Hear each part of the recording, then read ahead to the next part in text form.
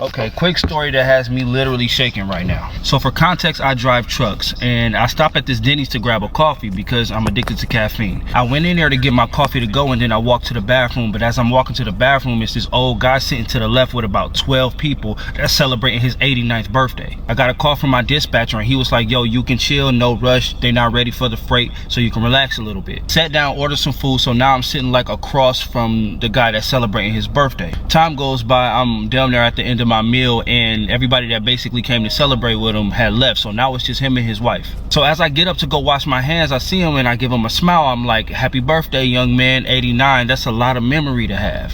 Here's the thing, I don't even know why I said that. He could have had Alzheimer's. I'm not even sure what I meant by that. Like, but that's what I said. And he said, well, thank you, young man. And he smiled and he kind of just stared at me and I just walked back there and washed my fucking hands. So I come back and his wife is gone. She's talking to some other lady that goes to the same church they do. And he sees me, he says, come here, come here, come here. And I said, yes.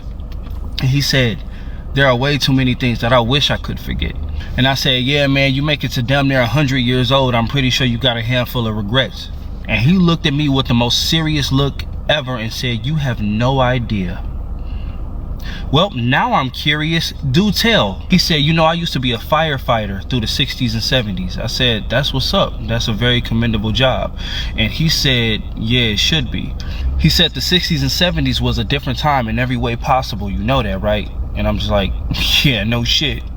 He said back in those times I was a way different man, and who knew that we'd get to the point where we are in society today and I'd be feeling the way I'm feeling about the decisions that I made back in those times. So I'm like, man, if you won't fucking tell me, bro.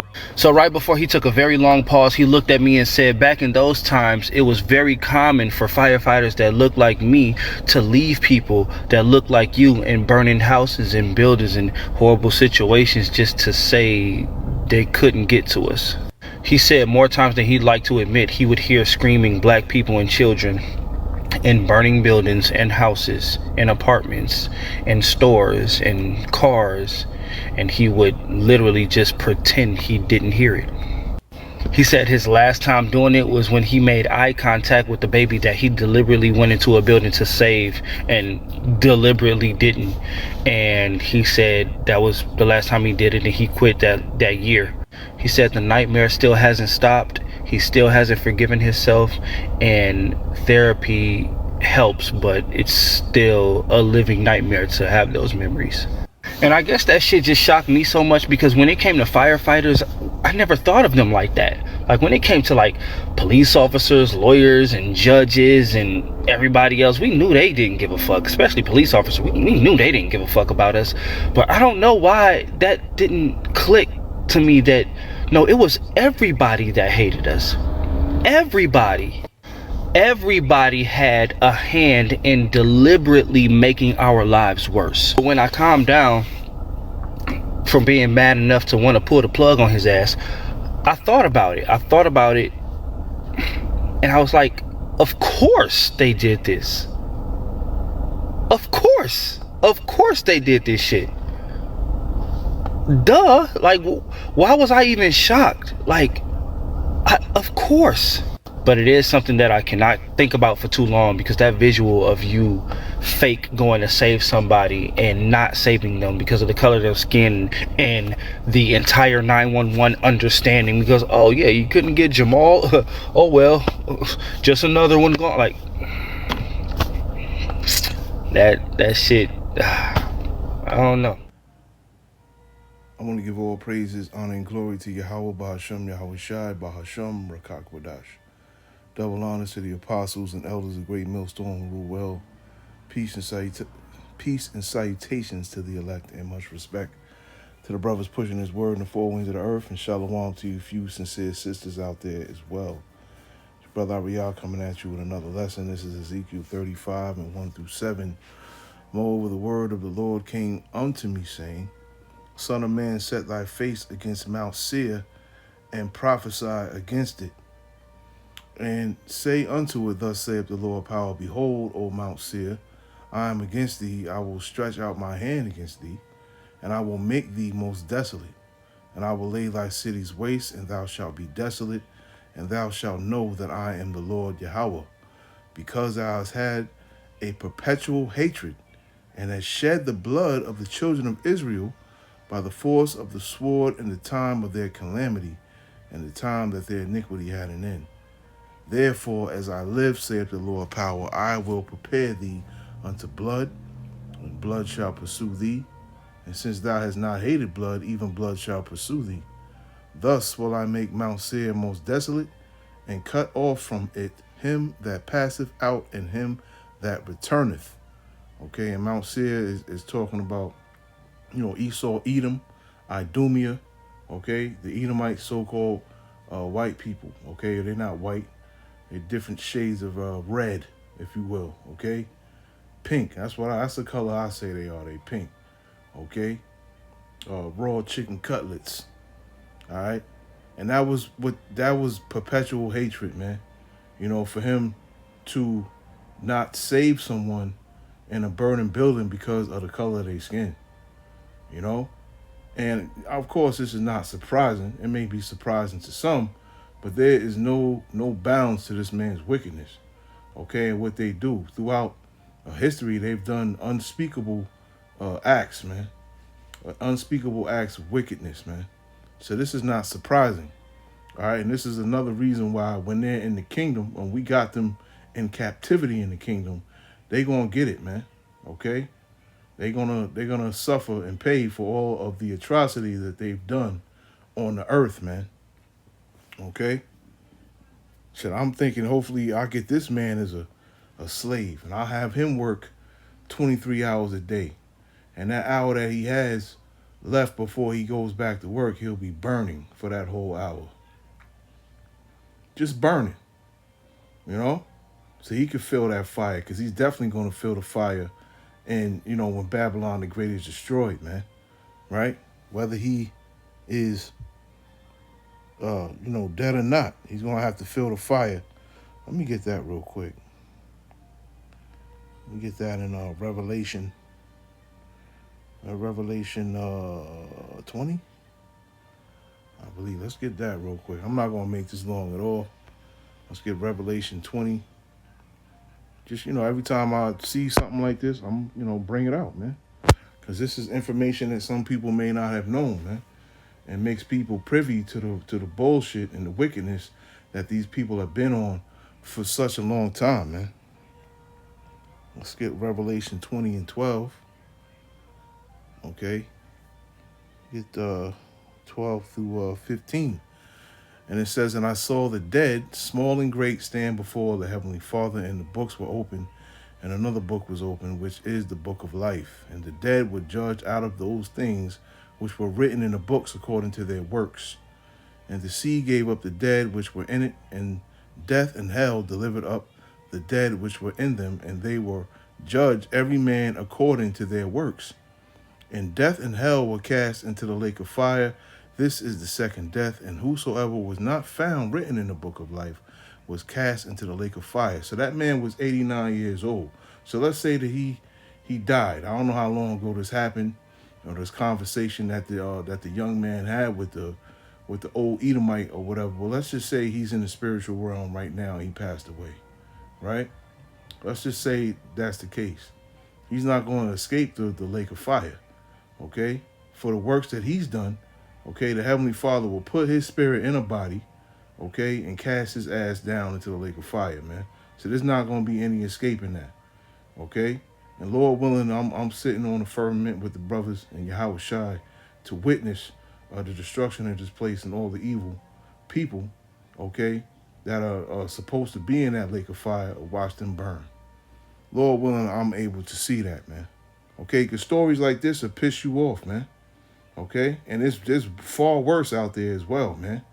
They've been known to, hang babies, using babies as alligator bait, all types of just wicked shit, man, that they've been doing, man, that they're gonna have to pay for. Okay, let's get Galatians 6 and 7. Let's get Galatians 6 and 7 real quick. Galatians 6 and 7 says, be not deceived, for the Heavenly Father is not mocked. For whatsoever a man soweth, that shall he also reap. Okay? So yeah, them people that, do unspeakable acts like that, yeah, they're gonna pay for what they've done. Okay? They're gonna have done double unto them what they've done to people, man. Okay? So, vengeance is of the Lord at the end of the day, man. So the Lord is gonna definitely pay these people back, man. All right? Definitely gonna pay them back. It's just crazy, man, that's why they the wicked.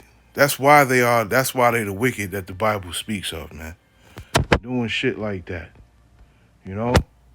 And having a deaf ear to the screams of the people that are burning alive in these buildings or wherever they're at, man. You know? You gotta be a special type of wicked to do that, man.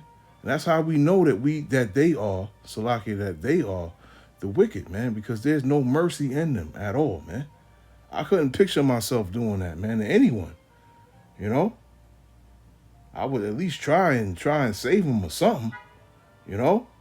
Hearing their screams of pain and agony, but these people was doing it like they did it for sport, man. And this is why the Heavenly Father hates you Edomites, man. Let's get Romans 9 and 13 through 16. It says, as it is written, Jacob have I loved and Esau have I hated. What shall we say then? Is there unrighteousness with the Heavenly Father? No, there isn't. God forbid. For he saith to Moses, I will have mercy on whom I will have mercy, and I will have compassion on whom I will have compassion. So then it is not of him that willeth, nor of him that runneth, but of the Most High that showeth mercy. Okay? So these people are not merciful at all. And this is why when they are in captivity, no mercy will be shown to them. Okay? And it's going to happen, whether, whoever's receiving this message or listening to this lesson, if you don't agree with it, oh well, it's going to happen regardless of whether you like it or not. Okay? He that leadeth into captivity shall go into captivity. He that killeth with the sword must be killed with the sword. Here is the faith and the patience of the saints, man. Okay? So they let us into captivity. We're going to lead their asses into captivity. That's how it go, man. Okay? Whatsoever a man soweth, that shall he also reap, man. All right? I was going to get Job 21, but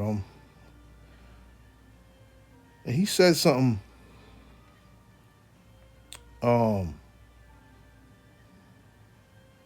Let's get Job 24 real quick, and then I'll go to where I want to go. Let's get Job 24, and I'll start at 12 through 14 real quick. And it says, men groan from out of the city, and the soul of the wounded crieth out, yet the Heavenly Father layeth not folly to them. They are of those that rebel against the light, and they know not the ways thereof, nor abide in the paths thereof. The murderer rising with the light killeth the poor and needy, and in the night is as a thief. Okay? And this is what these people used to love to do, man. And it's still within them. Okay? They want to preach equality and everyone's the same and everyone should, coexist. That hatred is still within them, man, at the end of the day, man. It's still in them. Okay? So that's what they seek to do, is to kill the poor, man, which are the Israelites at the end of the day, man. For the most part, anyway. Okay? And that's just something that they've been doing, for the longest. And we know that it all ties into the curses and it's punishment from the Lord for us turning our backs on him. Okay? And praising these other idols, or worshiping these other idols and things like that, and not worshiping him. So at the end of the day, people will say, oh, it's a horrible thing to happen, but we deserve it at the end of the day for our acts, man. Us collectively, I'm not saying that all of us did worship idols, but at the end of the day, we all got the same punishment. Okay? We were punished collectively at the end of the day, man. All right? Now, the man said something. He said that everyone has had a hand in our downfall, and this is true.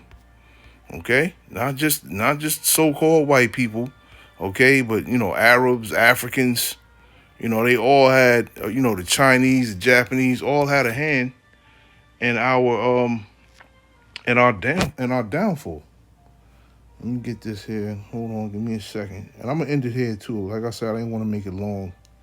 Let's get Psalms 83. As you see, I can't really read the second verse. I don't know why it does that. And it says, keep not thou silence, O Yahweh, hold not thy peace, and be not still. And it says, for lo, thine enemies make a tumult, and they that hate thee have lifted up the head. They have taken crafty counsel against thy people, and consulted against thy hidden ones. They have said, come, and let us cut them off from being a nation, that the name of Israel may be no more in remembrance. Okay, for they have consulted together with one consent. They are confederate against thee, the tabernacles of Edom. Okay, the white, so-called white men, and the Ishmaelites, the so-called Arabs, and Moab, the so-called Chinese man, and the Hagarenes, and Gabal and Ammon. Okay, Ammon is the so-called Japanese man, and Amalek. Amalek is the so-called, the Jewish men, the small hats, the Philistines with the inhabitants of Tyre. Okay, them Africans. Okay, all these people have come together to bring us down, man. Okay, and that man was right. Everyone has had a hand in our downfall at the end of the day, but it's all judgment from the Lord, man. Okay, it's chastisement from the Lord at the end of the day, and that's what most people do not understand.